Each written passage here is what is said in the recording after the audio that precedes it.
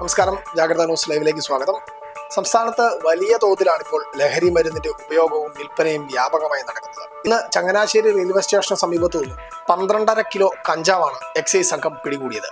Changanassery range excise ടീമാണ് ഷാരോൺ നജീബ് എന്നയാളെ 12.5 kilo കഞ്ചാവുമായി പിടികൂടിയത്.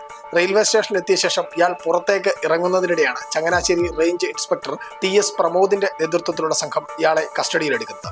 മുൻപ് നിരവധി ക്രിമിനൽ കേസുകളിലും കഞ്ചാവ് കേസുകളിലും പ്രതിയായിരുന്നു ഈ ഷാരോൺ നജീബ് എന്നാണ് എക്സൈസ് സംഘത്തിന് ലഭിച്ചിരുന്ന വിവരം.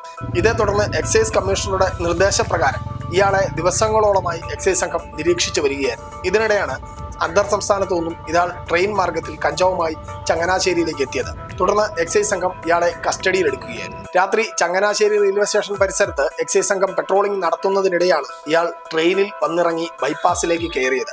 തുടർന്നാണ് ഇയാളെ എക്സൈസ് സംഘം അറസ്റ്റ് ചെയ്തത്. ഇയാൾ കഞ്ചാവ് എത്തിച്ചത് എവിടെ നിന്നാണ്, ഇയാൾക്ക് കഞ്ചാവ് നൽകുന്നത് ആരാണ്, ഇയാൾ ആർക്കാണ് ഇതൊക്കെ വിൽപ്പന നടത്തുന്നത് എന്നതടക്കമുള്ള കാര്യങ്ങളിൽ എക്സൈസ് സംഘം വരും ദിവസങ്ങളിൽ ശക്തമായ പരിശോധന നടത്തും.